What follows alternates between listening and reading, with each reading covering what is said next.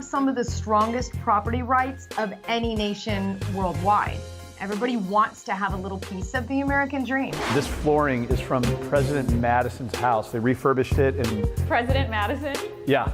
I am always blown away when I meet new salespeople, especially real estate agents, who post on Instagram once a month. And they say, well, that's not really me. Well, then the job isn't really you. We do it in the spirit of going against the grain of the negative media, giving inspiring information, and having people walk away from our show with something of value. You're seeing a disruption in both the real estate and the mortgage space. A lot of people are just not willing to put in the work. What video does is that it demands an emotional response. You know what I love about the show? It's totally unscripted. Welcome back to Your American Dream. I say your because these are stories for you and by you. We're sharing positive stories week by week and hoping to make a lasting impact on the nation. Today we have an incredible adventure with co-hosts Craig Sewing and Tani Vargas. We're going to be exploring a property in Rancho Santa Fe with unprecedented entertainment value. Check it out.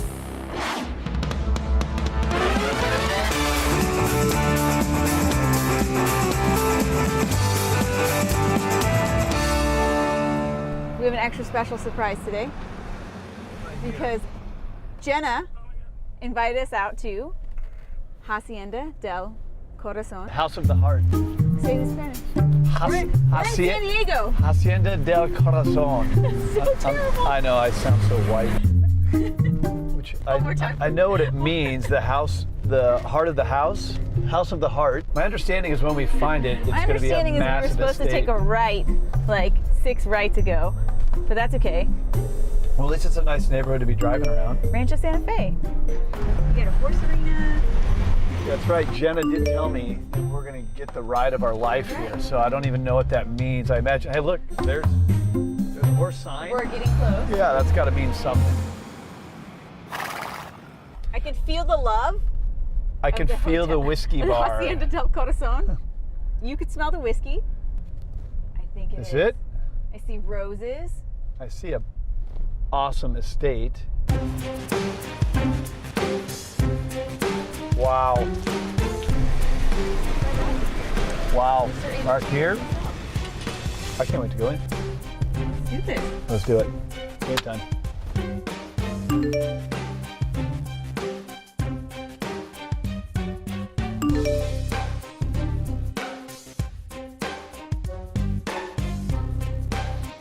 Ready to show me around? I thought you were showing me around. Let's go.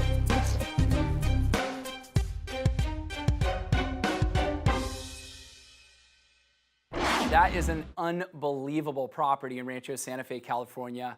At 12,000 square feet, we were probably going to get lost, but before we do, we had an amazing interview with New York's Ryan Serhant, also the star of Bravo's $1 Million Listing, and he dropped some incredible knowledge on us. So get a pen and paper and get ready to take some notes, only on The American Dream.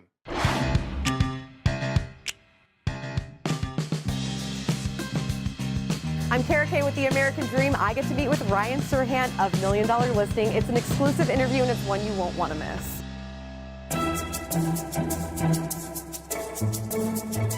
Thank you again for being here with us. Thanks for having me. Of course. With the wine in the wine room. It couldn't be classier, in my opinion. I know, it's very classy. I should have worn a tie. So I know that you know the importance of TV and media. How important do you think that is in real estate today? I think media is incredibly important in all businesses. I think any business that does anything for marketing in any way, shape, or form is now a media company. I mean, if you're a real estate brokerage like I am in New York City, we don't build the apartments, we don't build the buildings. We're not really real estate brokers, we're media brokers, right? I find different ways to market my properties via media. And so for me, television has been huge. Sure, I think you, of all people, know the importance of getting exposure to listings, which is why you've gotten into TV and media. Now talk about the transition into how important it is to be social as well as on TV. Yeah, I think that if you're a salesperson, right, which is what the book is for, is anybody who sells anything, you're really selling yourself, right? You're creating a relationship. You sometimes have to talk about the product. Sometimes you have to go into the price. Sometimes you have to go into the features. You need to have all that information, but that's what you need to do. That's the job, right? Everything else, especially through social media, especially through different forms of media, is building that relationship passively, right? This, you and I talking right now, is an active communication, building a relationship. Right. But I can hit so many more people through social, right, through YouTube, through LinkedIn articles. People talk about passive income all the time. For salespeople and for a lot of people in our generation, kind of the gig generation, we have passive relationships, our passive income, because those will turn into other sources of work for us down the line, and we just don't even know what they are. If you are talking to a realtor who really wants to make it tomorrow and in the future, what advice would you give them? I am always blown away when I meet new salespeople, especially real estate agents, who post on Instagram once a month, who aren't doing anything on YouTube or on Facebook or on Twitter, and they say, well, that's not really me. Well, then the job isn't really you. You can't sit there and complain about not having business or sit there and complain about how the market's so tough if you're not actively doing things that are under your control. And what's under your control is putting out media. There's so many different places to absorb content these days, and so many real places to hit real people, to target them directly in your neighborhood, on your block, like that age group. And it's all about consistency. Are you ready to cheers to your book and all your success? Sure. Okay. Are we drinking this? Yeah, I mean, are we chugging I know it? nothing about wine. So we're cheersing to the American Dream? Yes. Okay, let's do that again. Okay. So it's for real. Okay, Cheers. cheers. All right. To the American Dream. It doesn't get any better than Ryan Serhant. I mean, there is a reason why millions of people follow him every single week. We're lucky to have him on the show. And right now, we're gonna go back to Rancho Santa Fe and see what Craig and Tawny are up to. Check it out. Now this is an estate. This is an entertainer's dream. Tawny, can I saddle up with you? Sure. In this full bar? Have you ever seen an estate with its own saloon? No, I've never been in a place like this.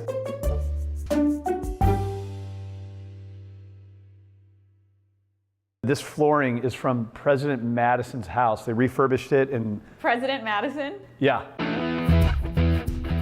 So like from his house, this flooring from his house is now in this pad that we're sitting right now in front of this bar. Well, you know, I think I'm feeling a little presidential. Yeah? So I think this calls for a shot. Shot, cocktail, shot, right, let's do it.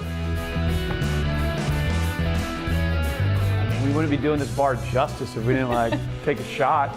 Well, I'm feeling classy, so how about the bad stuff? All right, coming right up. 2 shots of bad stuff. It's a classic. Here I have your bad stuff. So I'm gonna pour us a couple shots, but I mean, could you imagine hosting a party here? This could serve hundreds of people. And if this is your house, you're gonna be the most popular kid, and I promise you, everybody's gonna come party at your house. Well, this is a great place to host them. A few more of these, I think you'll be dancing on that stage over there. I might get on that stage. Depends how we have to get along with the horse arena a little bit later, though. Oh, yeah? Check that out later. Do some things out there, have some fun. Something? Yeah, Let's have do some something. fun. It ain't my first rodeo.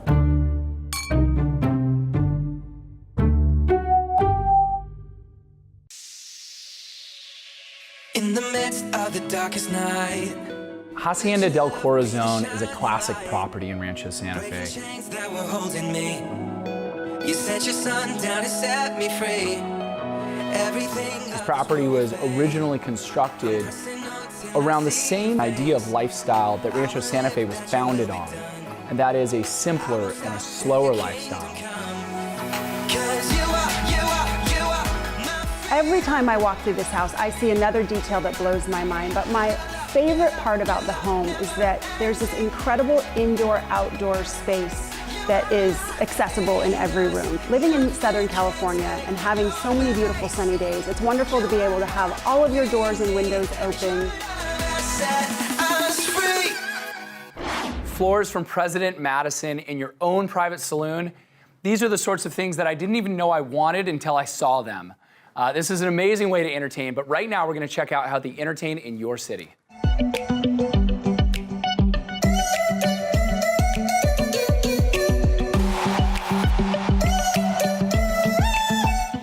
continue watching The American Dream, where we dive into the topic of real estate. And today's guest today is Julianna Jules Giordano from International Palms Realty. And then we also have your friend here, Edward Beshara, with Beshara Global Migration Law Firm. Thanks for joining us today, guys. Thanks for having us. You're welcome. So Jules, let me get straight to this here. What are some of the most important things that someone buying or selling from another country needs to know about doing it here?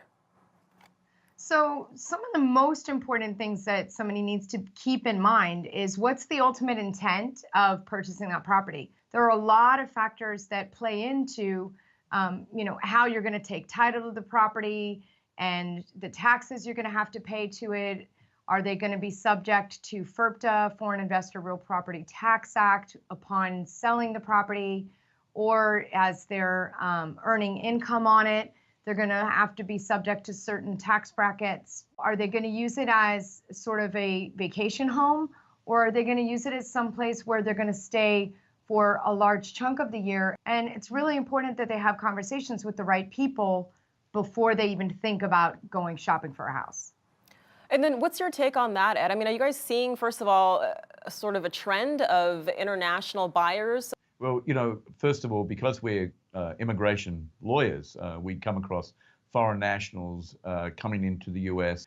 But when I travel globally, a lot of the foreign nationals go to other countries and they get residency by investment, usually in real estate. Can't do it in the US. So we've developed one way of buying Florida real estate or US real estate, using that as a first step towards getting a visa. And a lot of the foreign buyers are very attracted to this concept. Perfect. Okay. So then what are some of the ways, because foreign national can leverage buying property as to gain U.S. citizenship? So one of the reasons why foreign nationals are so attracted to acquiring property in the United States in the first place is that we have some of the strongest property rights of any nation worldwide. That's part one. Everybody wants to have a little piece of the American dream. The biggest thing that they miss out on is understanding the back end. The real key to the first step of them acquiring a property actually starts with them having a proper conversation with an immigration attorney. It's not that difficult, but they just really need to get the proper guidance. That's where Ed comes in. Key here, as you would agree, is hiring a professional, right, who knows what they're doing and ask the right questions so you're guided in the right direction. Right. And a lot of our clients, foreign nationals that come to see us, they're not only seeing us as immigration counsel, but they're seeing people like Julianna who are going to help them buy real estate. So what we're trying to do is say, what is their intent? Their intent is to buy real estate. Mm-hmm. Their intent is to either live in it or buy as an investment home. But the visas that are available, you can get a visa to live and work in the US, for example, for a period of 5 years by buying a business for maybe $150,000. The other way is to get a green card by making an investment in what we call an EB-5 project. It's a way of spending $500,000 as an investment, and then you get a green card, because that investment will be in a project that creates jobs. And a lot of people say, gee, that's a lot of money to invest in a US business or to invest in a big project like $500,000, because that investment has to be at risk, 100% at risk. And they're just putting the money directly into this project. So what we've decided to do is say, if they put 100% down in cash, for example, to buy real estate in the US, and they spend, let's say, for example, $1 million on an investment property, they're getting something of value, they're getting something that could increase in value, and then when they put the $1 million in, as an example, then they can get 60% back out through refinancing. And now the US can compete globally, more so than ever before, because now we're using real estate as a first step towards getting a visa. Interesting. Where are you seeing most of these investors or buyers coming from? What country are you seeing the most business coming into and wanting to take advantage of these things? Yeah, and I'll let Julianna talk about this, but we've seen a lot now. We have seen a lot from mainland China. We're still seeing a lot from Vietnam. We're seeing from South Korea, from India, and of course, because where we are, we're seeing a lot from Brazil, from Venezuela, and from the South American countries, as well as other countries as well. I think Julianna might want to add to that. I mean, we certainly do have our share of people that are coming from, Australia and New Zealand and from the United Kingdom as a whole. Sure. there are a lot of companies, a lot of larger companies that are seeking out properties in Orlando. So, at a couple of the big companies that are here, you've been dealing with. Can you some of the names? Well, some of the companies, multinational corporations, are relocating, and these people, of course, have to buy real estate. But we're also seeing, as I said before, some of the big developers are attracting foreign investors to finance their projects. But they're using this vehicle of attracting foreign investors so the investors can invest their personal funds in these vehicles to get visas. Absolutely. Thanks, Jules. Ed, for some very insightful information there on a topic, I mean, that's really discussed across the board here, right, when you deal with business and real estate all together. Thanks for being our guest today, and I look forward to talking to you again. You're Thanks welcome. for having Thank us. you. We appreciate it. Thank you.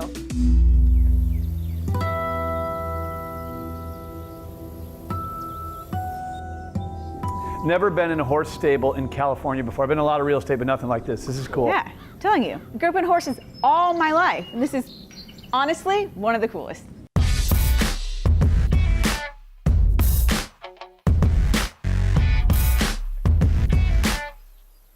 So Jenna is going to show us around, take us on some of these horses, but I'm kind of noticing there's not any here. This thing could hold 7 or 8 of them, I think. Yeah, it could hold you. You could live here. I could live here. All right, well, you're the one who grew up in a barn. So what about these horses? All right, and there she is. Hey, Jenna. Hi. I know. I promised you guys horses, and there are no horses here today. But the good news is the owners took them down to the Del Mar racetrack, and we have the whole place to ourselves, and I have something super exciting planned. We have 400 horses up at the garage. 400 horses in the garage. All right. Let's check it out. All right.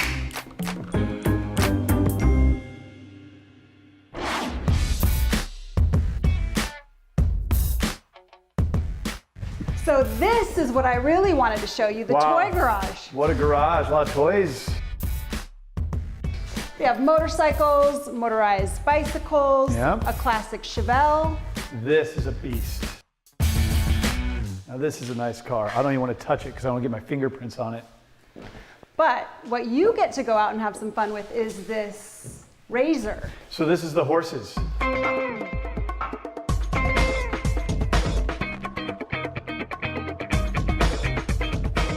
This is it. So I get to drive this? Go have fun. All right. Can I bring Tawny with me? Of course. Wow. Go rip it All up. right. Let's go cruising this beast. I'm gonna go grab Tawny and we're gonna go tear it up. Now, remember, be gentle. The owners aren't here. All right, got it. Giddy up. Let's do this. If you would take all the posters on my walls growing up as a kid and put all the cars together, it would be that garage. I mean, that property is absolutely amazing and something that dreams are made of. But right now, we're gonna check out your agent in your city.